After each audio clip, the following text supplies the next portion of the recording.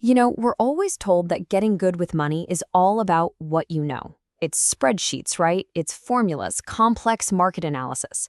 But what if that's not the whole picture?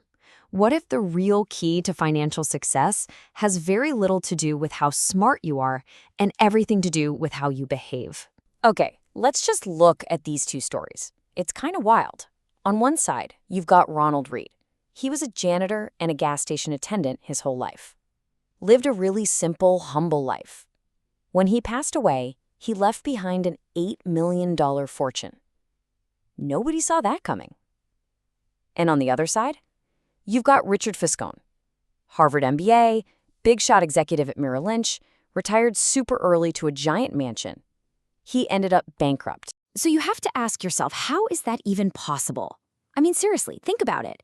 In what other field can someone with zero training, no fancy education, no connections, completely blow away an expert with the best credentials on the planet? It just seems to defy all logic, doesn't it? Well, the answer is right here. It's this simple but incredibly powerful idea. Financial success is not a hard science, it's a soft skill. What you know is so much less important than how you act. Ronald Reed, the janitor, he was patient, he was disciplined.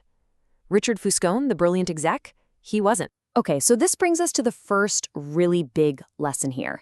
Understanding the massive difference between getting rich and staying rich. And trust me, they are two completely different skills. And just think about how contradictory these two things are. To get rich, you need optimism. You have to take some risks and put yourself out there. But staying rich, that's all about survival. It's the total opposite. It requires humility and, honestly, a little bit of fear, a constant paranoia that you could lose it all just as quickly as you made it. Take the story of Jesse Livermore, for example. He was one of the greatest stock traders who ever lived. He made an absolute fortune betting against the market in the crash of 1929. The guy was a genius at getting rich, but that huge success made him overconfident. He started making bigger, riskier bets. See, he never mastered the art of staying rich, and eventually, he lost every single penny. It's a really powerful warning. So, how do you find that balance? How do you get ahead without blowing up? Well, that leads us right to our second idea, learning the true meaning of wealth. And it all comes down to a single concept: enough. There's this great story about the authors Kurt Vonnegut and Joseph Heller. They're at a party hosted by a billionaire. And Vonnegut points out that their host made more money in a single day than Heller had ever made from his masterpiece, Catch-22. And Heller's response is just perfect. He says, "Yes, but I have something he will never have: enough." That is the hardest but maybe the most important financial skill there is, knowing when to stop moving the goalposts. And this gets to the heart of the difference between being rich and being wealthy. Being rich is visible, right? It's the expensive car, the huge house. It's spending money to show people you have it. But wealth? Wealth is hidden. It's the income you didn't spend. It's the financial assets quietly building up, giving you freedom and options.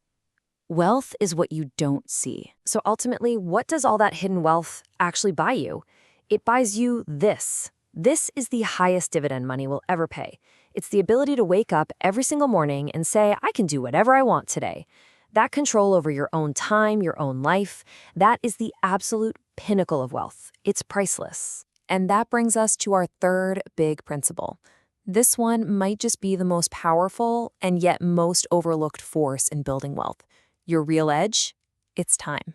I mean, everybody knows Warren Buffett. We see that staggering net worth, built over a whole lifetime. We study his every move, his stock picks, his sage advice.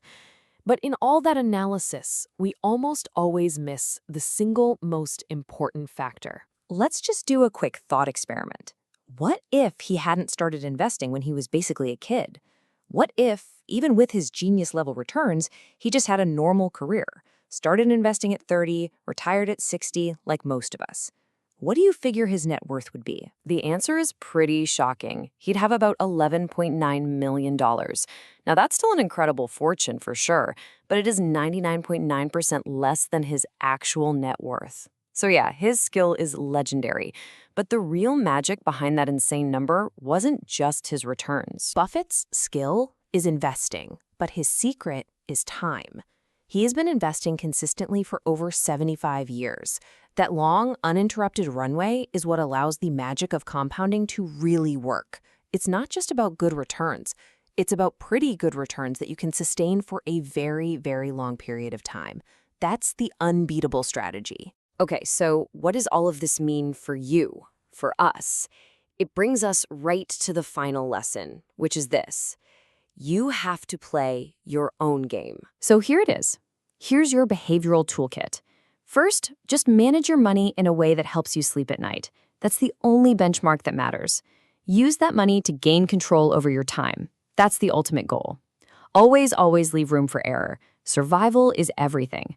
Remember, true wealth is what people don't see.